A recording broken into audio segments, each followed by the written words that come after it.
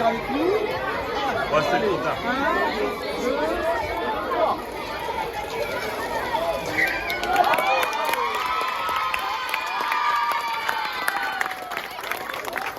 Liberté, égalité, fraternité, en guise de devise pour que rien ne nous divise. Liberté, égalité, fraternité, trois mots qui donnent du bon sens à la France. Et c'est vrai que si tu n'oses pas te faire quelque chose, ça va pas venir tout seul. Hein. Donc déjà, il faut ouvrir la porte.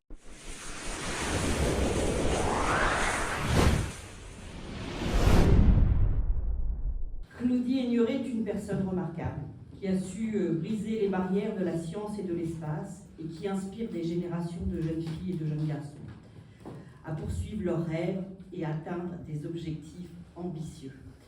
Vous avez inspiré d'autres astronautes français qui ont pris la suite. Alors comme Thomas Pesquet, évidemment ici on est obligé de le citer, puisqu'il connaît bien notre région Normandie, mais aussi, vous l'avez cité également, Sophie Adno, qui aussi, vous avez pu, voilà, est partie à l'entraînement. Mais vous avez surtout aussi incité d'autres femmes à s'orienter, à oser s'orienter dans le domaine scientifique, qui reste une filière dans laquelle les femmes ne se dirigent pas naturellement. On n'a pas forcément un pourcentage d'ingénieurs très important, et c'est évidemment un domaine sur lequel il faut travailler. C'est pour toutes ces raisons que lorsque nous avons souhaité donner plus de visibilité aux femmes justement dans l'espace public de notre vie, ici à Biorel, que naturellement votre nom est apparu et votre personnalité a été retenue par la municipalité. On a besoin de chercheurs et d'ingénieurs. Vous l'avez dit, madame la députée, mais tout le monde ne va pas devenir chercheur et ingénieur. Il faut qu'il y ait plus de jeunes filles, vous l'avez dit. Mais on a besoin d'architectes, on a besoin d'urbanistes, on a besoin de maires, on a besoin de... Oui, absolument. On a besoin de techniciens, on a besoin de gens qui vont penser l'énergie du futur. Enfin, il y a plein de métiers aujourd'hui. Et on connaît très peu des métiers de demain. Vous avez tous remarqué que le monde est en train de changer. Donc il y a des nouveaux métiers.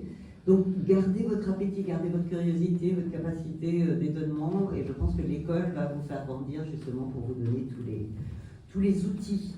Et si je peux à un moment donné être de nouveau auprès de vous, à vos côtés, ça sera toujours avec bonheur, parce que ces choses-là sont importantes. Alors je voulais utiliser pour conclure la phrase d'Oscar Wilde: il faut toujours viser la ligne, car même en cas d'échec, on atterrit dans les étoiles. Mais j'en ai une autre. Non. Je partage. En fait, c'est la devise des astronautes. Alors, voilà, je partage avec vous.